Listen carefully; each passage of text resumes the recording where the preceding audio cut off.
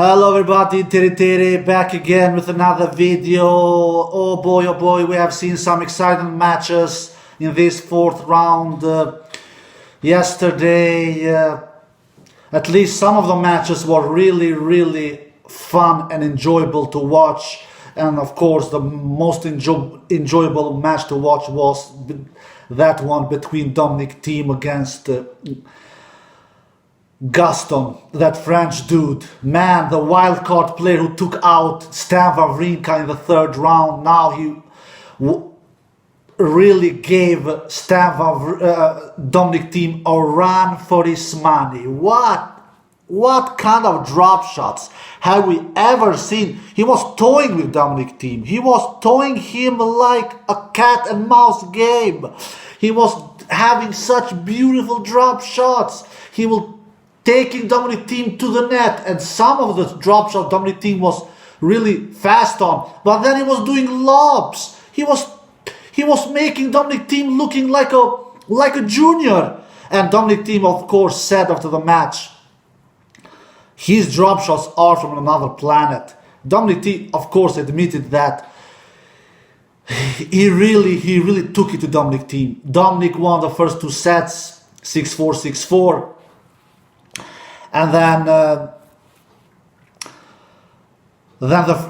Gaston, he won the third and fourth set, and then in the fifth set, Domenic won it, I believe 6-4, if I'm not mistaken.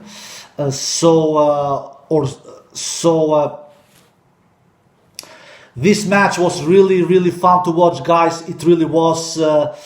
I'm impressed from the French dude. I really was impressed from the French dude, I must say, guys, because I thought before the match he would not stand a chance. I even said it before the match started. I said it in my video yesterday. I said that Domenic will eat this guy like for breakfast. So. And to be quite honest, I thought that he will not have a chance. I really thought it. No, the fifth set, Domenic won 6-3, not 6-4. Right has to be right when I do videos. You know, guys, how I work. So Domenic wins the fifth set 6-3. No, guys, I just thought that Domenic, he will overpower him with his heavy ground strokes. I thought that Domenic will do less unforced errors than what Stan did, and which Domenic did, but Stan did 74 unforced errors against this French wildcard, and Domenic did 63. So Domenic does 9 less unforced errors than Stan Wawrinka. But I just thought that Domenic Thiem is in his peak of his career. Stan Wawrinka isn't. I thought that Domenic Thiem is. He's in great shape. He just won his first ever Grand Slam title last month. So he's more consistent than Stan Wawrinka. Domenic Thiem nowadays he has better shot tolerance than Stan Wawrinka. So I just thought that Domenic Thiem will blow this French dude out from the court, and which he did the first two sets. But then he's a grinder. This French dude is a grinder. He will squeeze out unforced errors from you, like he did from Stan Wawrinka 74, and like he did against Domenic Thiem 63. So if you don't have the consistency like Domenic didn't have in this match, he had the consistency level the first two sets, but then he started to spray errors all over the court. He was feeling confused, Domenic. He didn't know what to do with all these drop shots, and they were murderous good. At least the 4.5 sets. The 4.5 set, especially the third, the fourth, and on the beginning of the fifth set. The last couple of games the last couple of games in the match, he failed with some drop shots. Gaston, he really did, and that cost him the match in the end. He tried the game plan with drop shots the entire match, more or less, especially from the third, fourth, and fifth set. He tried on the first and the second set as well, but not as much as he did the third, fourth, and the fifth set. And in the end of the match, he failed with 2 or 3 or 4 drop shots. And in the end, Domenic got the break. And in the end, Domenic served out the victory 6-3 in the fifth set. To be quite honest, I never was concerned that Domenic will lose this match. I was not. Even when Gaston won the third and the fourth set, I just felt that Domenic, he is a better player. He is the better player for a reason. He is the world number 3.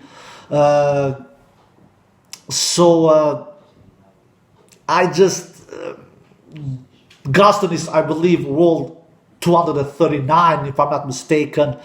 And I thought that it will show up. Eventually, it will show up. The better player will win.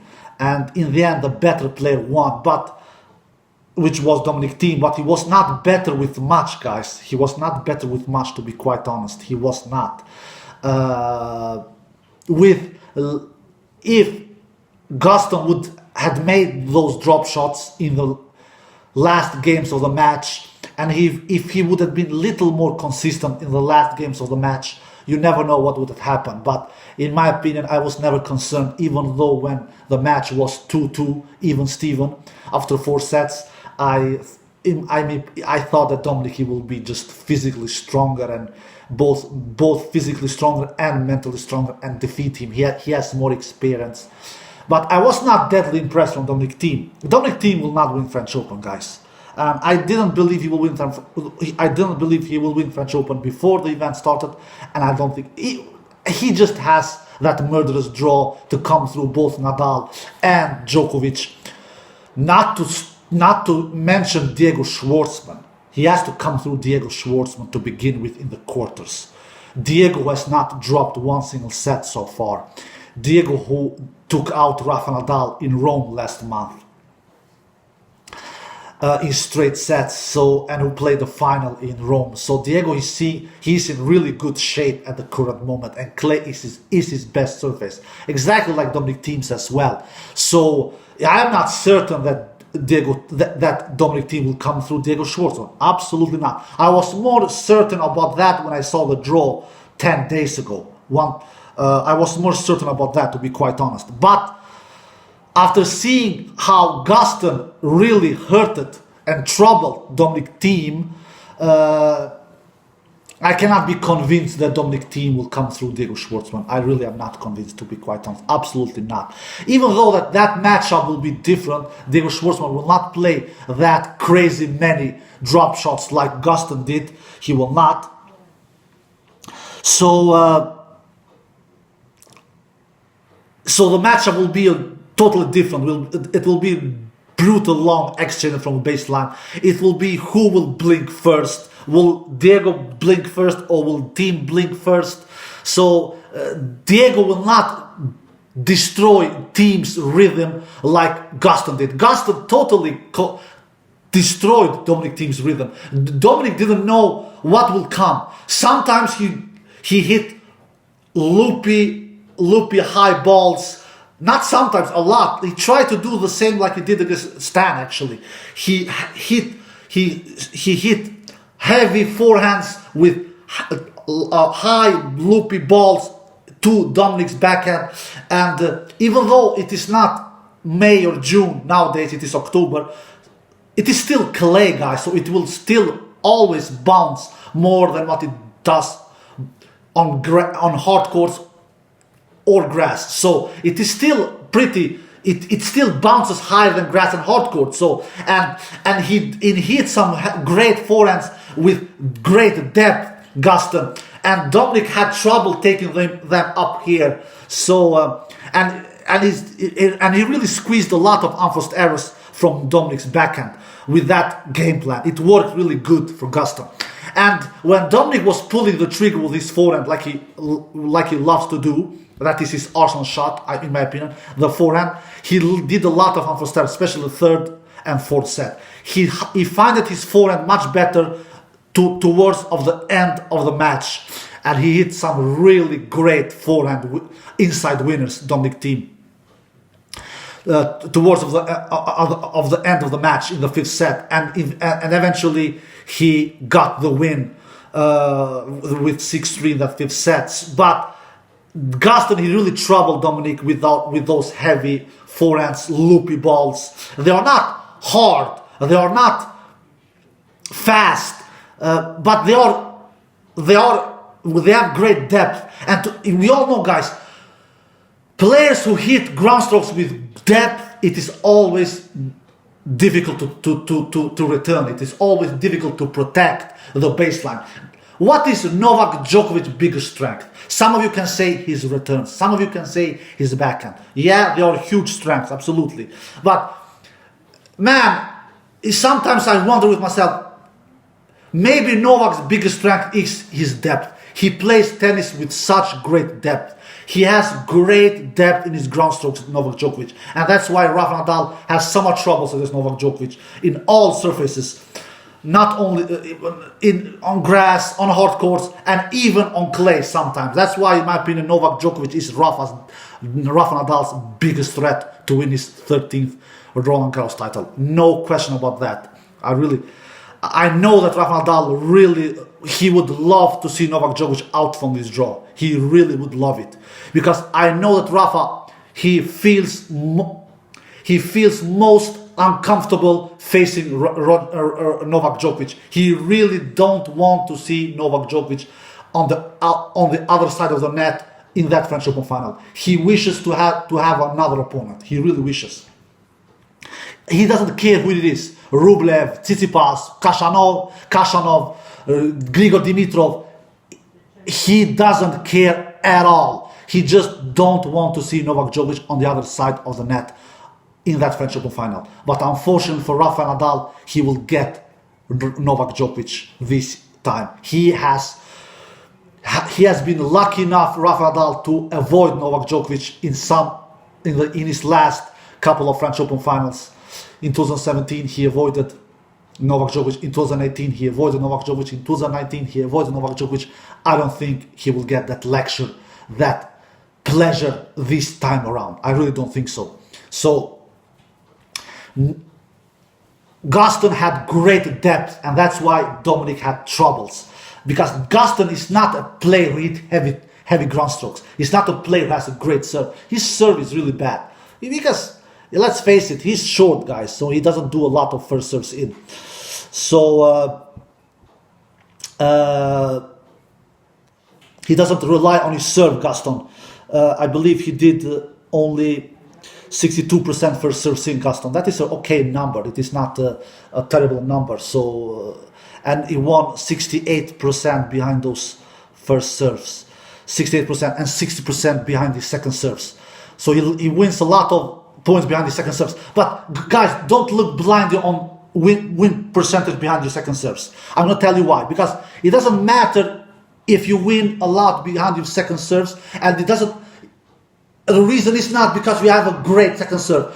The reason why Gaston won so many points behind the second serves, 60%, was because he was winning the baseline games, the baseline points in the third and the fourth set. He was winning a lot of points with his drop shots. And that's why his statistics goes up in winning percentage behind the second serves.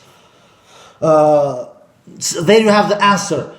Anyway, all in all, Dominic does 59 winners, 63 unforced errors. He does 4 more unforced errors than winners, which is not a terrible stat, to be quite honest. He does a lot of winners. Gaston does 30 winners and 45 unforced errors. So he does 15 more unforced errors than winners. Gaston. So, all in all, a great performance from Gaston from this wild card. He really proved that he deserved to get this wild card. He took out Stan Wawrinka, even though we all know Stan is not on his peak of his career, but it's still a big credit to him for taking him out.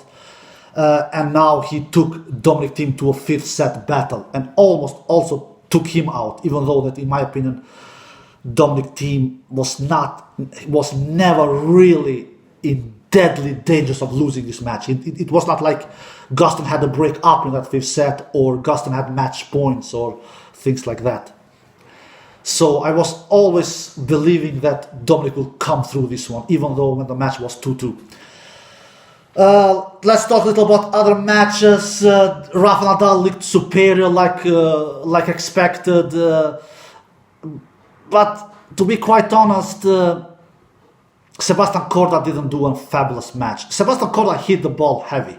He's a big hitter, big guy, big serve, but a lot of unforced errors.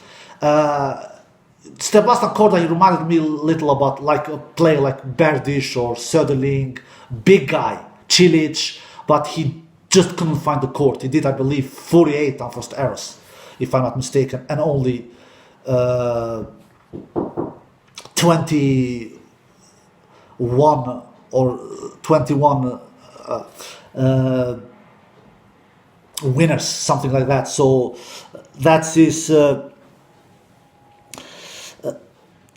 not great numbers to do 48 unforced errors against a beast, a clay court beast like Rafa Nadal. You will never win the match, never. So you have to do much less winners than 48 winners. That is way too much. So Rafa, he didn't do a lot of winners himself. He did 15 winners and 20 unforced errors. So this is a sign to me that Rafa Nadal is not having easy times to hitting through his opponents. Even not a player like Sebastian Korda.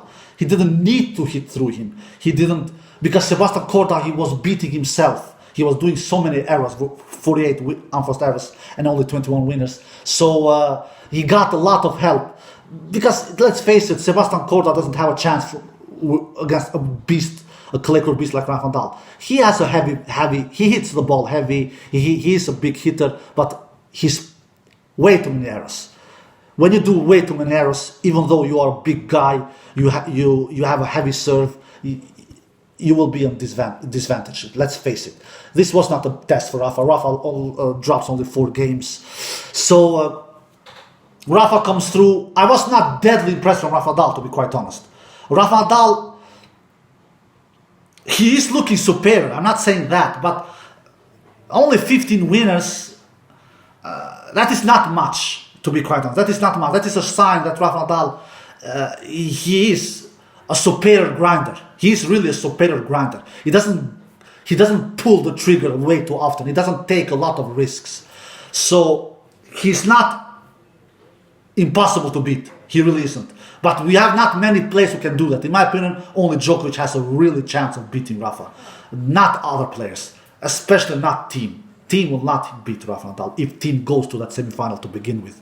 I'm starting to believe that maybe Diego Schwartzman have bigger chance than Thiem, because Diego, he does less unforced errors than Thiem. Thiem forgot 63 unforced errors. If Gaston can squeeze out 63 unforced errors from Domenic Thiem, you just can imagine what Rafa Nadal can squeeze out from the Austrian. You just can imagine how many errors Rafa Nadal can squeeze out from the Austrian.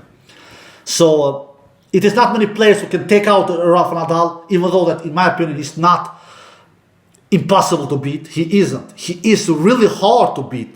It requires brutal, superior tennis for 4 or 5 hours. So he's almost impossible to beat on clay in 5 sets. But he is not impossible, because if that was the case, he would not have lost 2 matches in his career in 5-set matches on clay, like he has done over the course of 15 years. But it is not many players who can do it. Only one player can do it, and it is Novak Djokovic, because he has the belief, he has the shot tolerance, he has the great backhand, he has a great serve, underrated serve, he has great returns. So Rafa's biggest challenge to win this tournament will be defeating Novak Djokovic in a potential French Open final.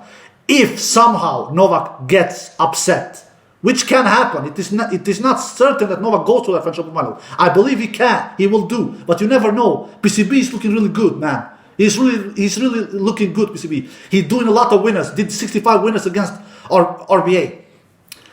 But if Novak gets to that French Open final, which I believe he will, I'm 80% certain he will do, Rafa Nadal will not have an easy time. Trust me, guys, mark my words. Rafa Nadal will not have easy time defeating Novak Djokovic. He will not have. Because Novak Djokovic has all the tools to take Rafa Nadal down. He really has. Shot tolerance, consistency, serve, returns, belief, mentally beast, physically strong. He has everything, guys. He has everything. The only thing I don't trust Novak Djokovic in a matchup with Rafa Nadal in that French Open final, it is his vacations periods he takes. He can take vacation for one set, and he doesn't afford that against a beast like Nadal, because Nadal never goes away. That's the problem with Nadal, especially on clay. He never disappears. He can disappear for 1 or 2 minutes, like when Korda break his serve in that second set, I believe. Yeah, in the second set, he break Rafa's serve and was too love up in that second set in games. But then, that was the only little letdown Rafa had. 3 or 4, maximum 5 minutes. But he never disappears for 20 or 25 minutes. He never does it, which is the case with Djokovic sometimes, especially on clay. He can really just give away one set. He can just go and take vacation for 40 minutes. You cannot take vacation against Rafa Nadal on clay. You just cannot, because if you do that, he will eat you like breakfast. He will take you down. He will eat you like fish, man. You will be his meal. You will be his meal, guys. So, and Novak knows it, of course. Novak knows it, of course, absolutely. So, anyway, Rafa looked not superior, in my opinion, because, let's face it, the opponents that he has faced, they are being horrible, guys. Man, it is like he has faced challenger players, man. It is like he has faced challenger players. Now he will face a player like Jannik Sinner. Man, I was impressed from Jannik Sinner. 19 years old, he hits the ball so heavy. If you give him little short balls, he will punish you and he will blast forehands and backhands. Man, he's good. He is good. Is he the superstar of tennis in the future? Is he the guy who will take over after the big three retires? I really hope so. I really love his tennis. He's a big dude, great serve, unbelievable ground strokes from the both wings, both forehand and backhand. Unbelievable ground stroke. I really love his backhand. He can hit that backhand down the line so beautifully. He can hit that forehand inside forehand so beautifully with really heavy ground strokes with heavy speed. He can hit it flat. He can hit it with topspin. He moves. He isn't a superior mover, but he moves solid. But so I think Rafa will take him down. I just think that, because even though he does a lot of winners, he hits the ball really hard. He did, I believe, 56 unforced errors against Sasha Zverev and 39 winners. So he does, if I'm counting right here, 17 more unforced errors than winners. So he will not come away with that kind of many unforced errors against a beast like Nadal. He will not come away. He needs to do an even better match against Nadal, because Nadal is not Zverev. Let's be honest here. So, but 39 winners, it is great on clay, in my opinion. It is great. But it still does way too many errors, 56 unforced errors. It will never be enough against Rafa Nadal. And we all know that. Zverev, he did only 20 winners and 47 unforced errors. So he does 27 more unforced errors than winners, Sasha Zverev. So we all know that Sasha didn't do a great match, but I believe that Jannik Sinner made him look bad. Even though that, of course, Sasha can play much better than this. Especially, he wins only 41% behind his second serve, if I'm not mistaken. So his second serve is still bad, even though he didn't do many bad double faults. I believe he did only 4 or 5 double faults. So I'm impressed from Jannik Sinner. It will be interesting to see him against Rafa Nadal. Rafa Nadal is the huge favorite there. A fun fact is that Jannik Sinner is playing he's the first player to make the quarterfinal as a debutant in French Open since Rafa Nadal in 2005, 15 years ago. And now Jannik Sinner is being that player after Rafa Nadal. And he's facing Rafa Nadal, the player who last did that feat to play a quarterfinal as the debutant. Rafa went on to win the entire thing in 2005, and that I don't think that Sinner will do that, but that is a fun fact at least. Let's see what Jannik Sinner can do against Rafa Nadal. That will be an interesting matchup, but Rafa Nadal I think will be too solid, too consistent for Jannik Sinner. Like I said, Jannik Sinner needs to do even a better match to have a chance against Rafa Nadal, and I don't think that Jannik Sinner will take Rafa Nadal down. I don't think that he even will take one set. I think Rafa will win in straight sets. But I think that Jannik Sinner will take more games than his last 3 opponents has done. Because all these last 3 opponents has taken just a couple of few games. Beside that first opponent, he took 10 games from Rafa Nadal. And Diego Schwartzman, he came through in straight sets. Diego Schwartzman is looking solid. Diego Schwartzman will be a tough customer for Domenic Thiem in the quarterfinal. Let's be honest, guys. I wouldn't be surprised if Diego Schwartzman takes out Domenic Thiem. I really wouldn't be surprised. Because Diego Schwartzman is maybe in his shape of his life. Maybe. So there you have it, guys. It was a long video. I'm sorry. 25 minutes. Almost 26 minutes. Let's see what happens in the quarterfinals between Rafa Nadal and Jannik Sinner, and between Domenic Thiem and Diego Schwartzman. And then on the bottom section of the draw. On the up section of the draw, let's see what happens later today on the matches between the other players, you know who, the team, Shapovalov, team, Tsitsipas, Rublev, Fusovic, Kashanov,